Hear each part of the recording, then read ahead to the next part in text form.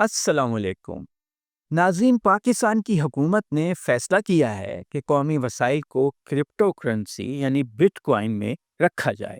پاکستان کے زر مبادلہ کے ذخائر کا ایک حصہ بٹ کوائن کی شکل میں محفوظ کیا جائے۔ حکومت نے ایک قومی کرپٹو کونسل قائم کر دی ہے۔ کرپٹو کرنسی کی مائننگ کے لیے حکومت نے سستی بجلی فراہم کرنے کا اعلان بھی کیا ہے۔ اندازہ ہے کہ اس وقت پاکستان کے 4 کروڑ لوگوں نے کرپٹو کرنسیوں کے اکاؤنٹ یا والیٹس بنائے ہوئے ہیں۔ یہ کرپٹو کرنسی کیا ہے، بٹ کوائن کیا ہے، مائننگ کسے کہتے ہیں، پاکستان اس بارے میں کیا کرنے جا رہا ہے اور اس پالیسی کا کیا فائدہ ہوگا، کیا نقصان ہوگا، آئیے دیکھتے ہیں۔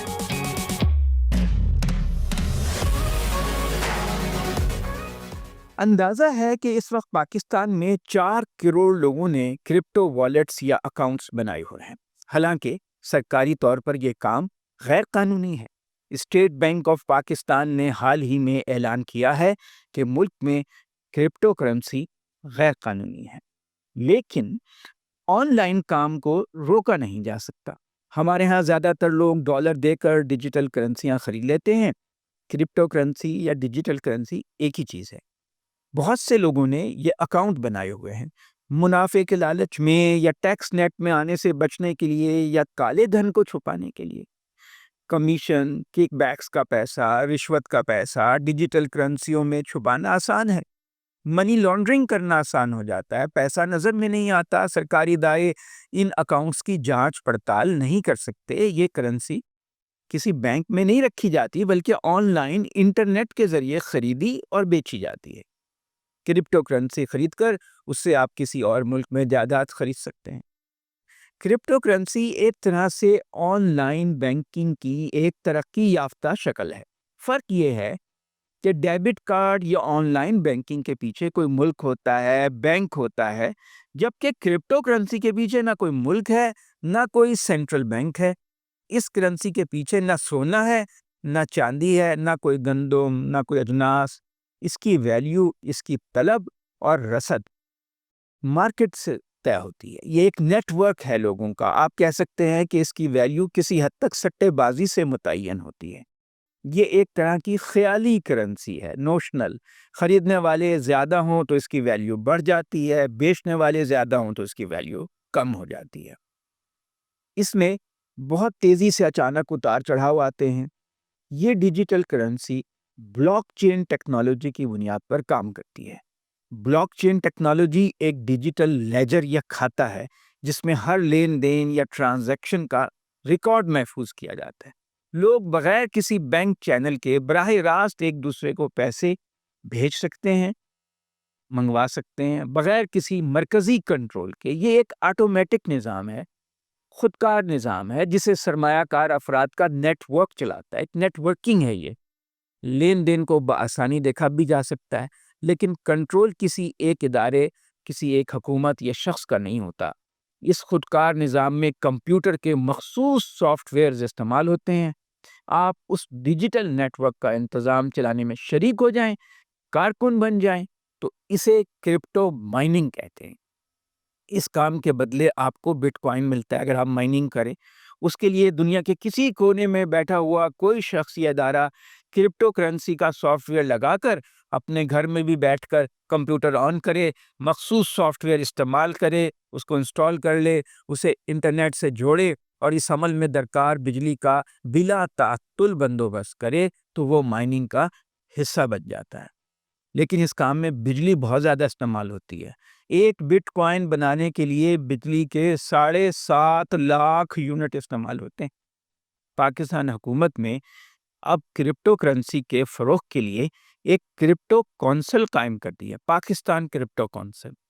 اس شعبے کے ایک مبینہ ماہر ہیں، 35 سالہ بلال بن ثاقب، برطانیہ میں ہوتے تھے، انہیں کونسل کا چیف ایگزیکٹو بنا دیا ہے۔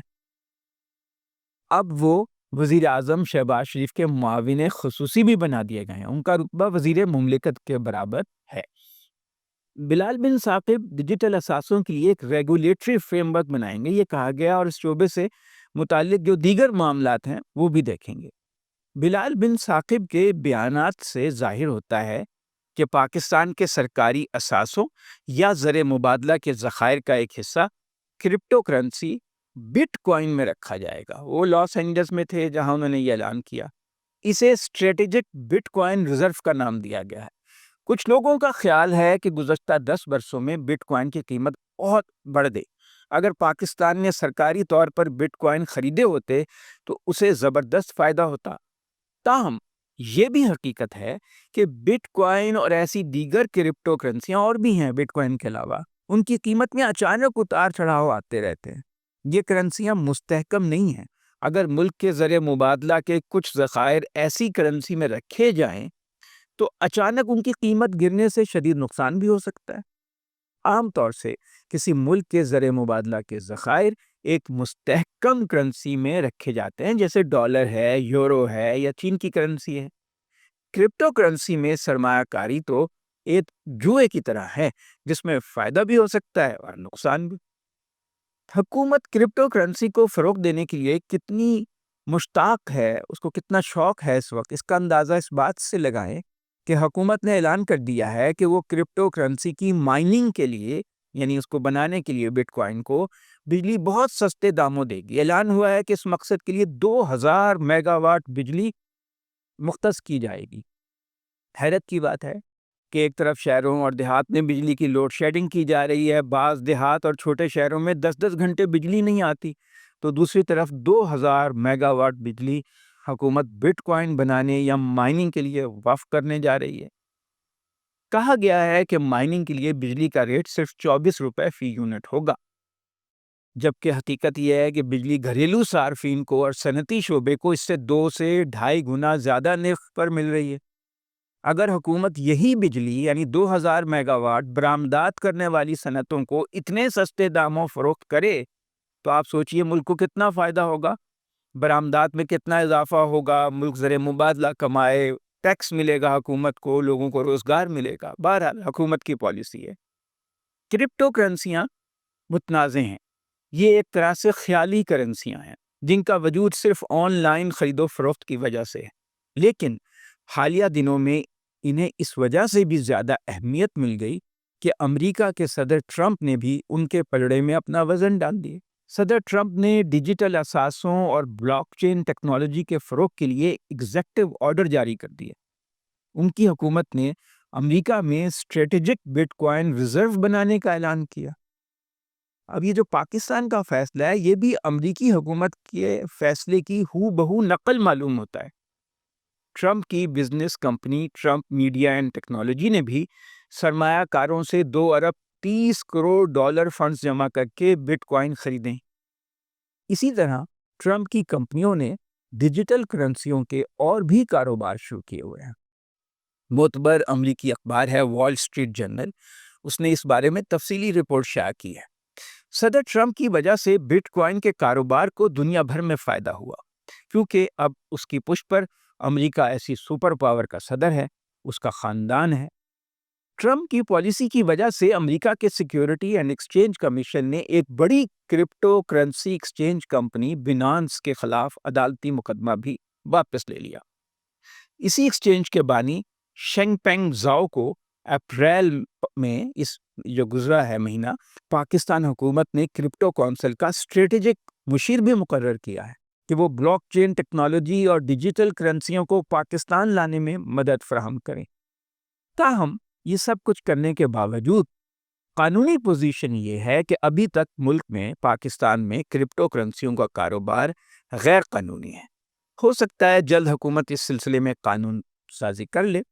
دوسری طرف عالمی مالیاتی فنڈ IMF ہے، اس نے اعتراض کر دیا ہے کہ حکومت مائننگ کے لیے بجلی وقف کر کے سستے داموں کیوں سپلائی کر رہی ہے۔ IMF کی مدد کے بغیر تو پاکستان کا بجٹ نہیں بن سکتا، اس لیے ان اعتراضات کی بہت اہمیت ہے اور یہ معاملہ کھٹائی میں پڑ سکتا ہے۔ پاکستان میں سرکاری سطح پر کرپٹو کرنسی کو تسلیم کرنے اور اسے ریگولرائز کرنے کا ایک فائدہ یہ ہوگا کہ ایک نئی ٹیکنالوجی ملک میں آ جائے گی۔ جو لوگ ابھی غیر قانونی طور پر یہ کاروبار کر رہے ہیں وہ بھی باقاعدہ نظام کا حصہ بن جائیں گے کچھ نہ کچھ، لیکن اس کا نقصان بھی ہو سکتا ہے کیونکہ یہ ایک رسکی بزنس ہے، اس میں خطرہ ہے، اس میں رکھا گیا، اگر آپ نے زر مبادلہ ملک کا اس میں رکھ دیا بٹ کوائنز میں، تو وہ اچانک اس کی ویلیو کم بھی ہو سکتی ہے، نقصان بھی ہو سکتا ہے۔ اور اگر سخت قوانین اور ضوابط نہ بنائے گئے یا انہیں امپلیمنٹ نہ کیا گیا تو اس سے کالا دھن چھپانے والوں کو، منی لانڈرنگ کرنے والوں کو زیادہ فائدہ ہوگا۔